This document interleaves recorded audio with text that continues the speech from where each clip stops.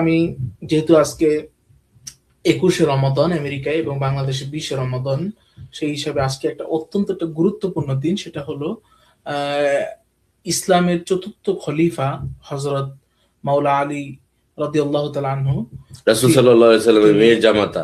তিনি আল্লাহ রাসূল সাল্লাল্লাহু আলাইহি ওয়াসাল্লামের মেয়ের জামাতা এবং আহলে বাইতের অন্যতম একজন সদস্য।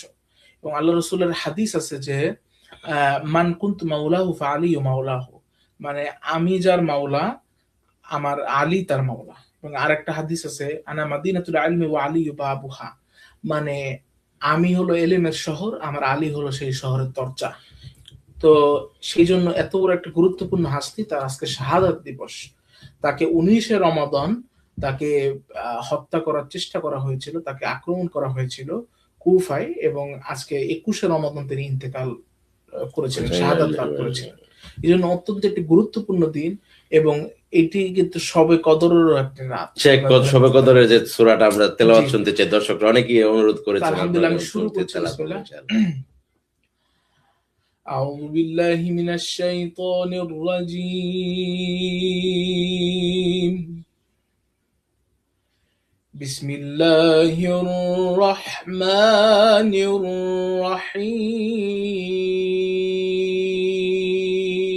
الرحيم. إنا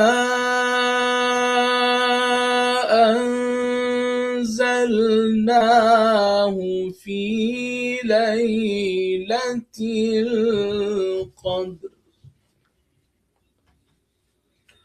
وما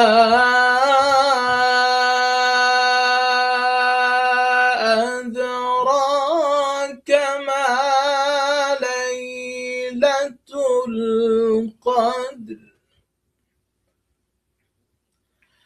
ليلة القدر خير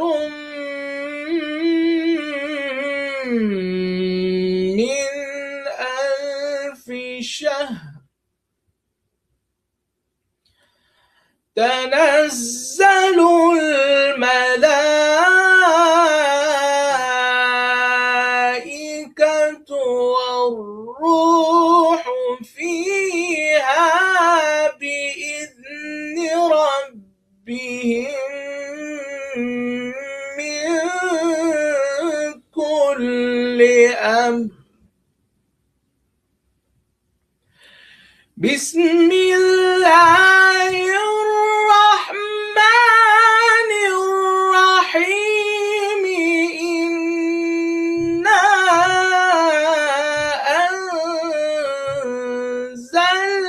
أنزلناه في ليلة القدر.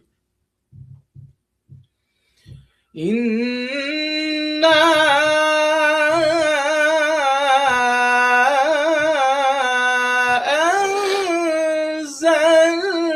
أنزلناه في ليلة القدر وما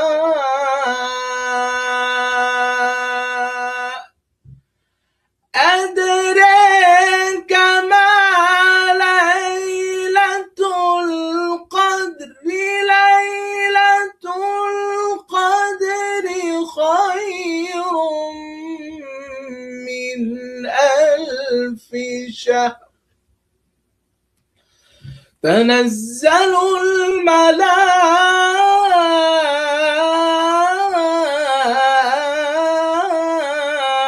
الملائكة والروح فيها بإذن ربهم من كل أمر. تنزل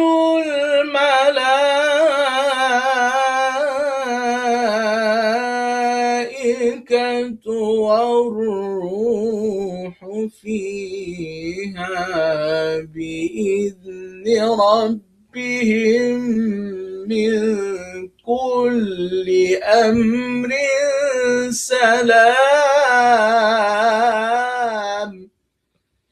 سلام هي حتى حتى مطلع الفجر صدق الله العلي العظيم.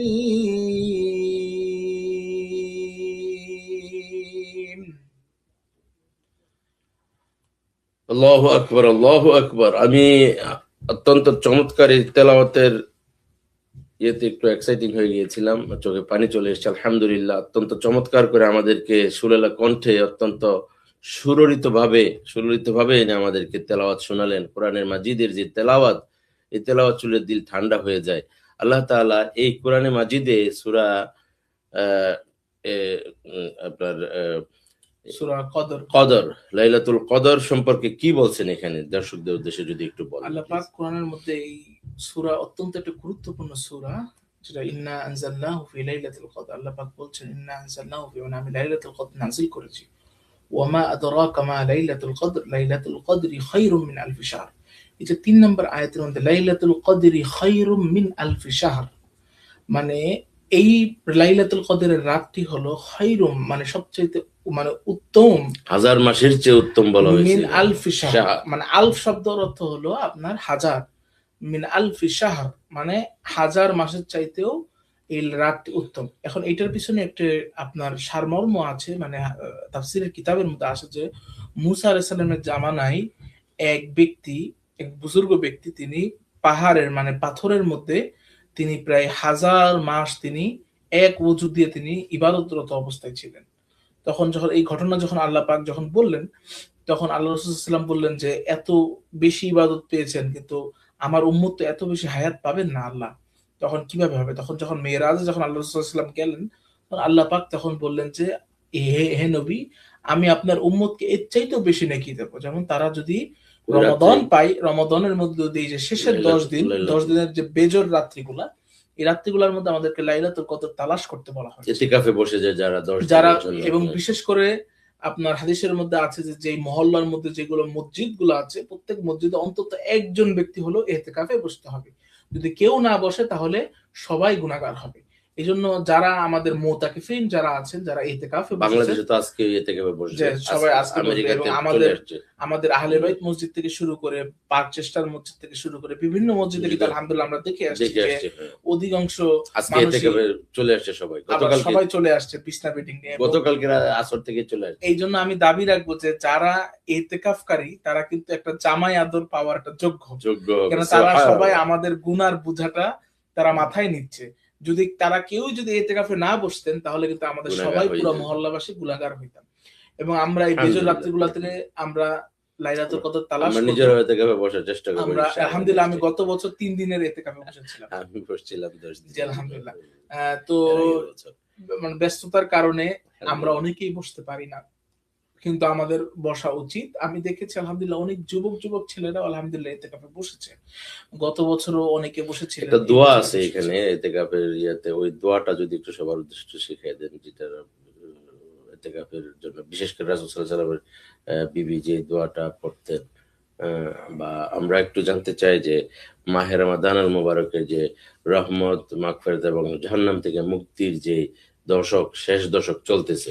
হ্যাঁ আলহামদুলিল্লাহ, আল্লাহ রাসূল সাল্লাল্লাহু আলাইহি ওয়াসাল্লাম হাদিসের মধ্যে বলছেন যে রমজানকে আল্লাহ পাক 3 ভাগে বিভক্ত করেছেন।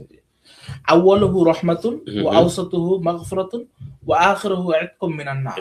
এই হাদিসটা একটা সহিহ হাদিস। এই হাদিসের মধ্যে বলছেন আউয়ালুহু রাহমাতুন, প্রথম দশক হলো আপনার রহমতের মাস, আল্লাহ পাকের রহমত নাজিল হবে, এবং ওয়া আওসাতুহু মানে মধ্যম যে দশক সেটা হলো মাগফিরা, মানে হলো আপনার মাগফিরাতের 10 দিন। আমরা আলহামদুলিল্লাহ রহমত মাগফিরাত কিন্তু আমরা শেষ করলাম এবং আমরা নাজাতের দিকে আমরা যাচ্ছি। ওয়া আখিরুহু ইতকুম মিনান নার, মানে আল্লাহ পাক এই শেষ দশে তারা নাজাত দান করবেন। যারা যেমন রমজান যেদিনকে শুরু হয়েছে, তো সেদিন থেকেই কিন্তু আল্লাহ পাক আল্লাহর হাবিবকে 2টা জিনিস ওয়াদা করেছেন। সেটা হলো আল্লাহ পাক জাহান্নামের দরজাটা বন্ধ করে দিয়েছেন এবং আপনার শয়তানকে আল্লাহ পাক শিকলবন্দি করে দিয়েছেন। এই জন্য দেখবেন যে অধিকাংশ সময় আপনার রমজানের বাইরে অনেক মানুষ যারা খারাপ কাজে, আমাদের অনেক ভাই ব্রাদার লিপ্ত থাকেন, তারা কিন্তু রমজান আসলে কিন্তু একটু খারাপ কাজ থেকে সংযত হন। যেমন বিকজ সবাই দেখেন যে রমজান মাস সবাই পানাহার থেকে বিরত থাকে এবং এটা একটা সিয়াম সাধনার মাস, একটা আত্মশুদ্ধির মাস। এবং এই জন্য দেখবেন যে যারা রোজা রাখেও না অনেকে, তারাও কিন্তু এই মাসে একটু আপনার গুনাহ থেকে বেঁচে চলার তৌফিক দান করে আল্লাহ পাক। এই জন্য তারা গুনাহ থেকে বেঁচে চলার চেষ্টা করে। সেটা হলো শয়তানকে যে শিকলবন্দি করে দেওয়া হয়েছে, এই জন্য শয়তান তাদেরকে ধোঁকা দিতে পারেন না এই মাসটায়। এবং এই শেষ 10 দিনে আল্লাহ পাক বলছেন তিনি এমন সংখ্যক ব্যক্তিদেরকে নাজাত দান করে দেবে। কিন্তু সারা বছর যারা শয়তানি করে, দুষ্টামি করে, তারা যে মাঝে মাঝে একটু টুকটাক যে দুষ্টামি তারপরও থাকে, এটা কেন থাকে? এটা হলো এখন দেখেন তাসিরের শয়তানের, কারণে। হ্যাঁ শয়তানের যেমন একটা আছে না চাবি, শয়তান তখন কি করে, শয়তান তো বন্দী, কিন্তু ওই যে স্প্রিংটা চাবিটা দিয়ে দেয়, দিয়ে রাখে হ্যাঁ ওইখানে, তো চাবিটা ওইটা মনে করুন যে কিছু আপনার, কিছু হ্যাঁ, অপ্রীতিকর দুষ্টামি গুলো থেকে যায়। জি জি তো আসলে শয়তান শিকলবন্দি আল্লাহ থাকার পাক সবাইকে হেদায়েত দান করুন, এই আমিন। দোয়াটা আমরা করব। জি। এবং ইনশাআল্লাহ যারা এই যে রমজানের শেষ 10 দিনকে আপনারা সবাই বেজর রাত্রিগুলা, সব রাত্রিগুলো আপনার ইবাদত করার চেষ্টা করবেন, বিশেষ করে আপনার এই বেজর রাত্রিগুলোতে লাইলাতুল কদর তালাশ করতে বলা হয়েছে। কিন্তু আমরা 27-এর রাতকে আমরা কেন বেশি গুরুত্ব দিই, সেটা হলো আপনার বিভিন্ন তাফসীরের কিতাবের মধ্যে এবং আম এসেছে যে 27-এর রাতকে আমরা গুরুত্ব দিই এই কারণে যে লাইলাতুল কদর এই শব্দটা লিখতে 27 টি হরফ ব্যবহার করা হয়েছে। হুম, হুম। এই জন্য আমরা মনে করি, অনেক ইমামগণ তারা মনে করেছে যে 27-এর রাত্রে লাইলাতুল কদর হওয়ার সম্ভাবনা বেশি। কিন্তু আমাদের প্রত্যেকটা বেজর রাত্রিতে আমরা ইবাদত করার চেষ্টা করতে হবে। এই জন্য আমরা বেশি বেশি করে মসজিদে যাব এবং আমরা চেষ্টা করব তারাবি নামাজটা আমরা জামাতে আদায় করতে এবং 5 ওয়াক্ত নামাজটা জামাতে আদায় করতে। এবং প্রত্যেকে যারা